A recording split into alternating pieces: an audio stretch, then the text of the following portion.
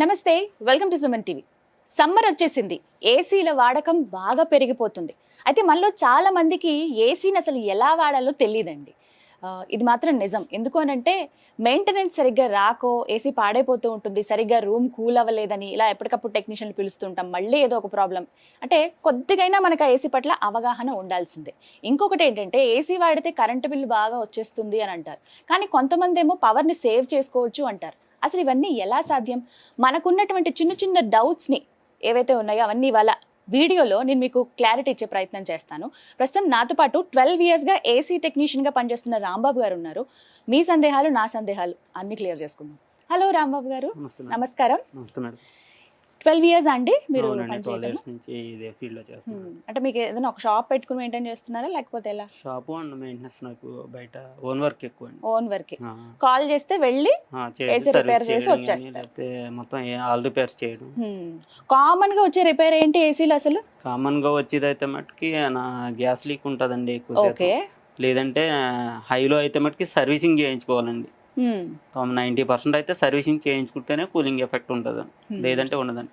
Okay, అంటే ఒక ఏసీకి సర్వీసింగ్ అనేది ఎప్పుడెప్పుడు అవసరం? 6 monthsకి ఒకసారి మినిమం చేయించుకోవాలండి. సమ్మర్ ముందు, సమ్మర్ తర్వాత. ఓకే, మనకి 3 నెలలు కదా బాగా ఉండేది. ఇప్పుడు ఏప్రిల్, మే, జూన్, మార్చ్ అనుకోండి. మార్చ్, ఏప్రిల్, మే వరకు బాగా ఉంటుంది. జూన్ మధ్య వరకు కూడా. ఈ 3.5 నెలలు అయిన తర్వాత వింటర్ సీజన్ అయిపోయిన వెంటనే స్టార్టింగ్ లో చేయించుకోవాలండి. తర్వాత సమ్మర్ సీజన్ అయిపోయిన వెంటనే చేయించుకోవాలండి. యూజింగ్ కి ఏసీ కూలింగ్ ఎఫెక్ట్ బాగుంటుందండి. మెయిన్ అయితే అదండి. ఓకే, సో కామన్ గా వచ్చే డౌట్స్ అయితే అంటే ఏమని అడుగుతారు? ఏసీ సర్వీసింగ్ మెయిన్ అండి. దానివల్ల కరెంటు బిల్ ఎక్కువ వస్తుంది సర్వీసింగ్ చేయించకపోతే కనుక. సర్వీసింగ్ కరెక్ట్ టైం చేయకపోతే పవర్ బిల్ ఎక్కువ వస్తుంది. పవర్ బిల్ వస్తుంది.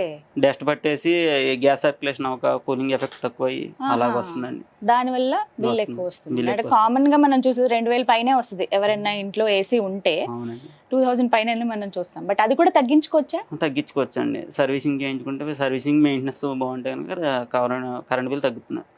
సాధారణంగా టన్స్ లో మనం చూస్తాం కదా ఏసీస్, ఎలా ఉంటాయి? 10/10 అయితే 1 ton వేసుకోవచ్చు. 1 ton అండి.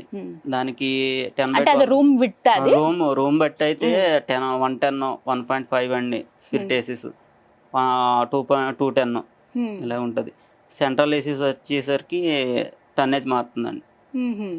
Split, tower, window, cassette ACs 4 ఉంటాయండి. ఇందులో డౌట్ ఏంటంటే స్ప్లిట్ ఏసీ బెటరా, టవర్ ఏసీస్ బెటరా? ఇప్పుడు ఫర్ ఎగ్జాంపుల్ ఒక ఇంట్లోనండి మనకి హౌస్ కి వచ్చేసరికి విత్ బట్టి tower AC, split AC better అండి. కమర్షియల్ హాల్స్ కానీ వాటిలోకి అయితే మటుకి ఫంక్షన్ హాల్స్ కానీ టవర్ ఏసీ బెటర్ అండి. టవర్, క్యాసెట్ ఏసీ అండి. ఇప్పుడు పెద్ద హాల్ ఉంది అనుకోండి, కమర్షియల్ ప్లేస్, ఇప్పుడు మీరు అన్నారు ఒక ఫంక్షన్ హాల్ ఏదో అని, అక్కడ ఏవి బెటర్ అండి చాయిస్? ఫంక్షన్ హాల్ కి అయితే కనుక క్యాసెట్ ఏసీ బెటర్ అండి.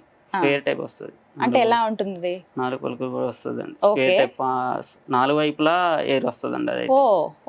అదైతే టవర్ ఏసీ అయితే మట్టుకి 1 సైడ్ వస్తుందండి. ఓన్లీ టవర్ అంటే పెట్టిదండి, నిలబెట్టింది. అవును. అదైతే మటుకి అదైనా ఇదైనా సరే కూలింగ్ ఎఫెక్ట్ టన్నేజ్ బట్టే ఉంటుందండి. అది కూడా అంటే ఆ రూమ్ ఎంత ఉంది అనే దాన్ని బట్టి ఉంటుంది అంతే. కూలింగ్ ఎఫెక్ట్ ఏసీ అనేసరికి ఎక్కడైనా ఒకటే, ఏదైనా ఒకటే. ఓకే, అంతే చల్లగా అంతే వస్తుందండి. ఓకే, ఎక్కడైనా సరే ఇంకా అందులో మార్పులు ఉండవండి ఏసీ కూలింగ్ బట్టి. ఓకే, ఇంట్లో మనం నార్మల్ ఏసీ, టవర్ ఏసీ వాడుకుంటే యూజ్ ఉండదంట? యూజింగ్ ఉండదండి. టన్నేజ్ బట్టి ఉంటుందండి. మనకి రూమ్ కెపాసిటీ బట్టి మెయిన్ అండి ఉంటుంది.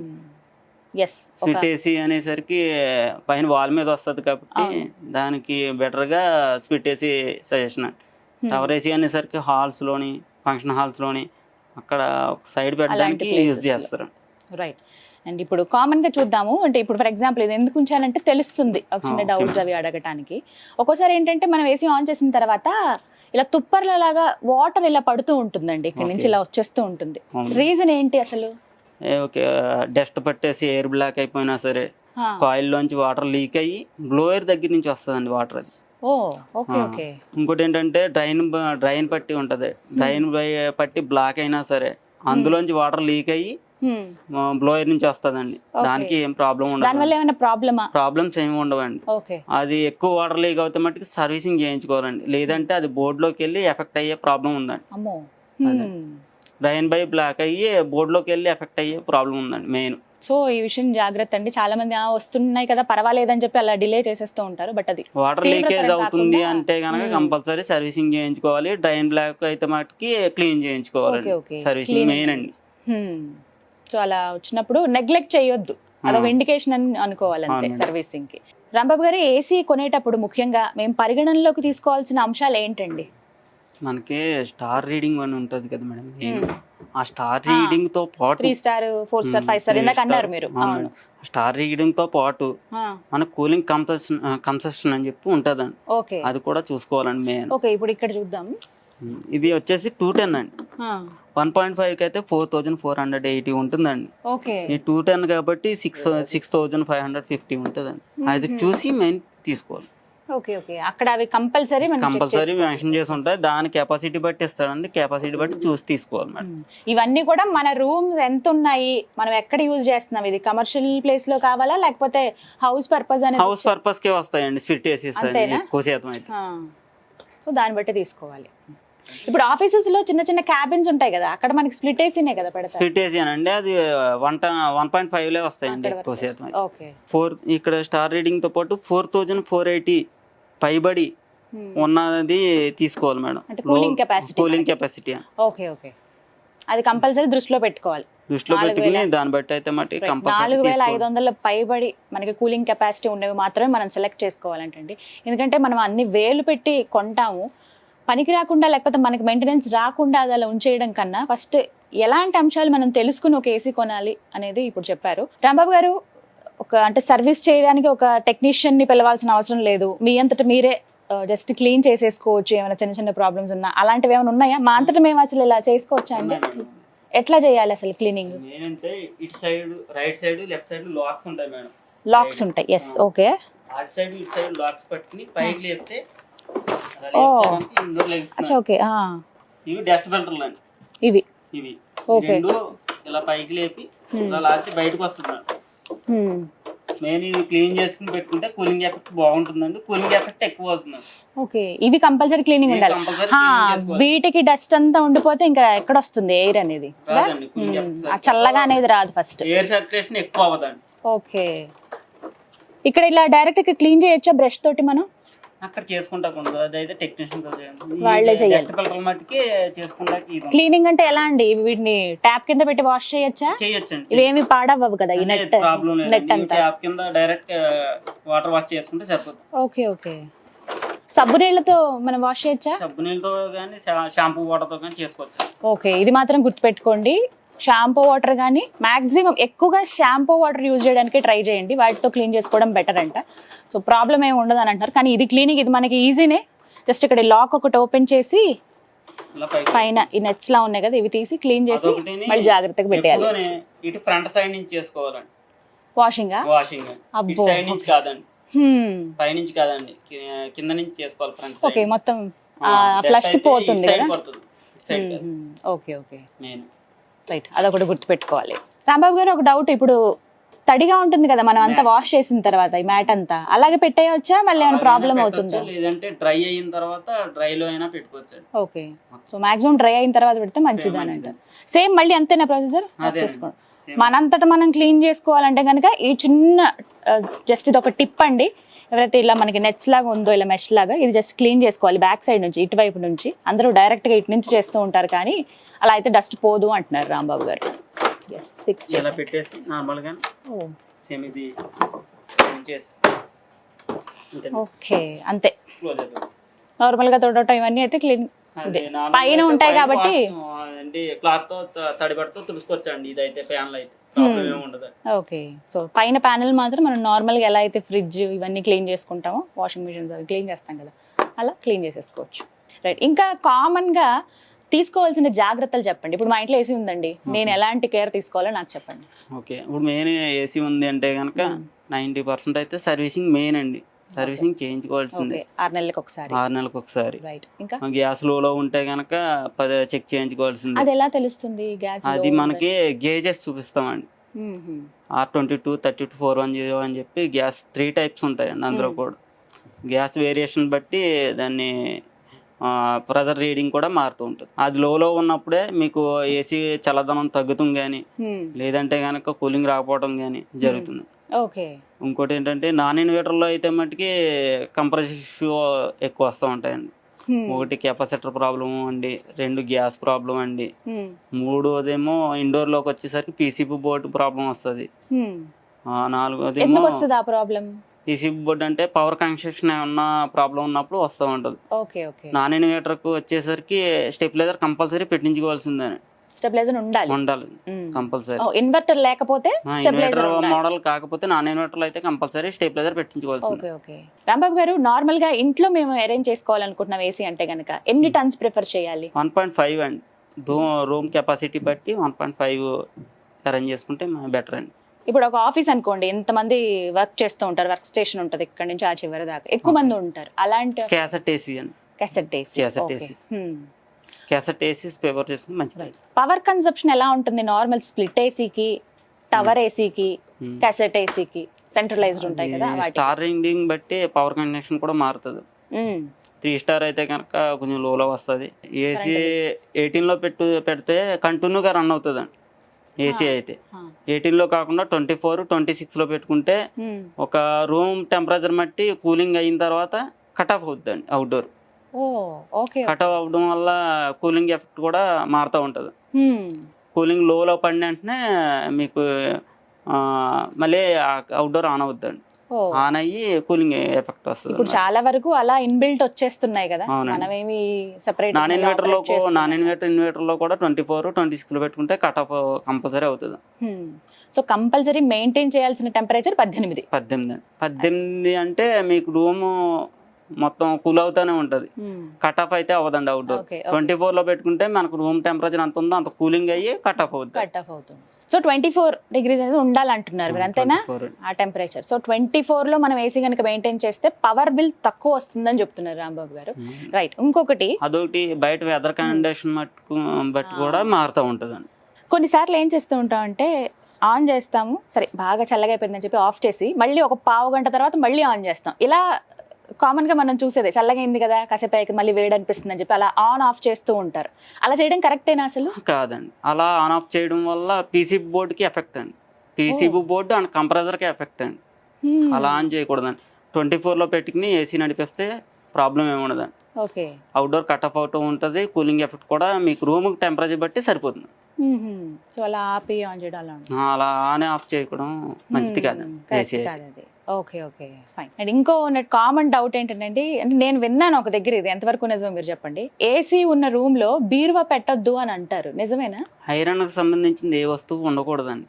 ఎందుకని? ఎందుకంటే మెయిన్ అది ఐరన్ కి తీసుకున్న తర్వాత కూలింగ్ ఎఫెక్ట్ వస్తుందండి బయటికి. మొత్తం ఆ బీరువా లాగేసుకుంటుందా? ఐరన్ వస్తువులు అందుకే ఉంచరండి ఏసీ ఉన్నా కూడా. బీరువా ఉందంటే బీరువా హాఫ్ కూలింగ్ తీసుకుంటది. అమ్మో, అందుకని అంత చల్లగా అనిపించదు అన్నమాట మీకు. అందుకే కబోర్డ్స్ ఉన్న రూమ్స్ లో గానీ వాటిలో గానీ ఐరన్ పెట్టుకోవడం మంచిది కాదు. ఓకే, ఓన్లీ ఇప్పుడు అంతా కబోర్డ్స్ ఉంది చాలా వరకు కొత్తగా. కూలింగ్ ఎఫెక్ట్ కూడా బాగుంటుందండి దాన్ని బట్టి. సో అందరికి ఒక ఐడియా వచ్చింది, ఒక క్లారిటీ వచ్చిందని అనుకుంటున్నాను. ఏసీ ఎవరైతే యూజ్ చేస్తున్నారో మీరు బీరువాని ఆ గదిలో పెట్టకండి అని చెప్తున్నారు. మాక్సిమం కూల్ అంతా కూడా ఆ బీరువా అంటే ఐరన్ వస్తువు లాగేసుకోవడం వల్ల మనకి ఎంత వేసినా చల్లదనం అనిపించదట. కవర్ వేసుకుంటే మంచిదండి, లేదంటే బీరువాకి. ఇలాంటి చిట్కాలు ఏమైనా ఉంటే చెప్పండి. కవర్ చేసేయాలా మొత్తం? కవర్ చేసుకోవచ్చు. బీరువా క్లాత్ కదండి, కవర్ వస్తుంది, బీరువా కవర్, అది వేసుకోవడం బెటర్ అండి. ఓకే.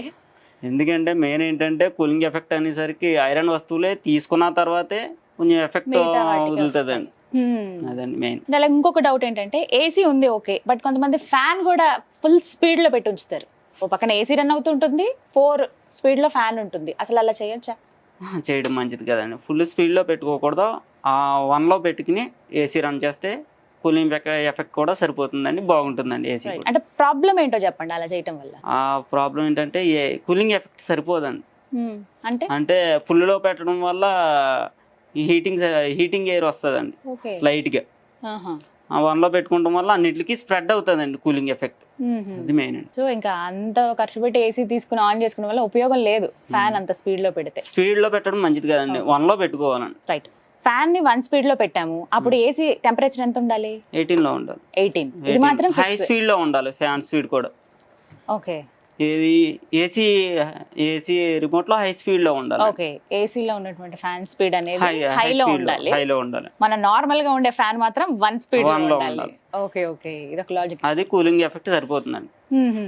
ఇంకోటి ఏంటంటే ఒక్కొక్కటి గ్యాస్ అత్మానం లీక్ అవుతుందంటే కనుక ఇండోర్ కానీ అవుట్డోర్ లో కానీ లీక్ ఉంటేనే కంపల్సరీ లీక్ అవుద్దండి. ఒకటి ప్లేయర్ నోట్ల దగ్గర లీక్ అవుద్దండి మెయిన్. ఒక ప్లేయర్ నోట్ల దగ్గర అయితే అప్పటికప్పుడు చేసి ఇచ్చేస్తారు. ఇండోర్ అవుట్డోర్ లో లీక్ ఉంటే కనుక ఎన్నిసార్లు గ్యాస్ వేసినా సరే నిలబడదండి. మెయిన్ కంపల్సరీ 2 రిమూవ్ చేసి తీసుకెళ్లి చేయించుకుని వచ్చి చేయవలసిందే. ఓకే, కొన్ని సార్లు ఇండికేషన్ కూడా సరిగ్గా కనపడదు మనకి, ఆ నెంబర్ అంటే ఎంత టెంపరేచర్ ఉందని. ఇవి దేనికి? అది బోర్డులో డిస్ప్లే ప్రాబ్లం ఉంటే కనుక ఇండికేషన్ కనపడదండి. దానివల్ల కూడా ఏం ప్రాబ్లం ఉండదు మేడం.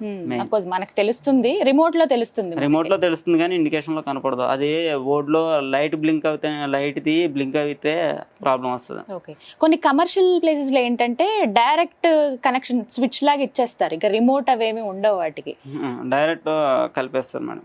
అదైతే ప్రాబ్లం ఏమి ఉండదండి. రిమోట్ లో ఆఫ్ చేసి ఆన్ చేస్తూ ఉంటారు కదండి, ప్రాబ్లం ఏమి ఉండదు. ఇంకొకటి ఏంటంటే నేను ఒక దగ్గర చదివాను, గ్యాస్ లీక్ అయ్యి ఇట్లా అది చాలా ప్రమాదం అయ్యింది ఏసీ నుంచి అని చెప్పారు. అంటే మనం నిద్రపోయే టైంలో అలా ఏమన్నా జరుగుతుందా? తెలియదు కదా ఆ టైంలో. అవును మేడం, అవును. ఏసీ రన్నింగ్ లో ఉన్నప్పుడు అయితే మటుకు గ్యాస్ లీక్ అవడం అన్నది జరగదండి. మీరు నార్మల్ గా ఏది సజెస్ట్ చేస్తారు? టవర్ ఏసీలు బెటర్ అంటారా, ఇలా స్ప్లిట్ ఏసీస్ బెటర్ అండి? ఇవే బెటరా అన్నిటితో కంపేర్ చేస్తే? ఎందుకని? ఇవేంటంటే ఇవి వాల్కి వస్తాయండి, తక్కువ ప్లేస్ లో పడతాయండి. అవును. అవేమో టవర్ ఏసీ ఎక్కువ ప్లేస్ పడుతుందండి.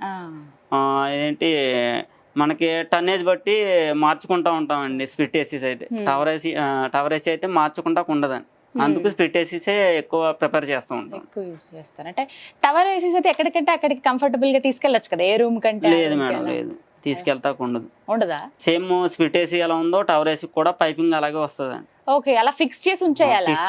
ఓకే ఓకే, ఇది సేమ్ ఇది ఒకటే సేమ్ ఏసీస్ లో ఉంటాయి. అండ్ ఇంకొకటి కామన్ గా డౌట్ నాకు, అదైతే ఏసీ వాల్ కి వస్తుంది, ఇదైతే కనుక నిలబెడతారండి టవర్ ఏసీ. ఇప్పుడు ఈ మధ్యలో మూవబుల్ ఏసీలు వచ్చినాయి.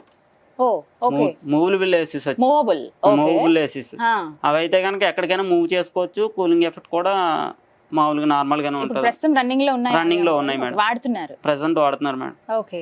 అండ్ ఇంకొక డౌట్ అండి, విండో ఏసీస్ ఉంటాయి కదా, అండ్ అలాగే ఈ స్ప్లిట్ ఏసీ. అవును మేడం. విండో ఏసీ కన్నా ఈ ఏసీ డిఫరెన్స్ చూసుకుంటే దానివల్ల చాలా కరెంట్ బిల్ వస్తుంది అని అంటారు విండో ఏసీల వల్ల. రీజన్ ఏంటి? ఓల్డ్ మోడల్ అయితే మట్టుకి కంప్రెసర్ ఇష్యూ వల్ల కరెంట్ బిల్ వస్తుంది. న్యూ మోడల్ లో అలా లేదు మేడం.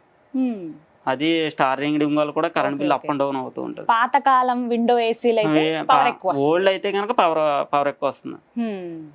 సో కొత్తవైతే అలా లేదండి. స్ప్లిట్ ఏసీస్ కి ఏం ఇస్తాడో కంప్రెసర్, విండో ఏసీ కూడా అదే ఇస్తాడు. రైట్. రాంబాబు గారు, ఒక ఏసీ తీసుకోవాలనుకుంటున్నాం వెళ్ళి ఇప్పుడు షోరూమ్ లో. సో ఫస్ట్ మేము ఆలోచించాల్సినవి, చూడవలసినవి ఏంటి, ఏవేవి పరిగణనలోకి తీసుకోవాలి?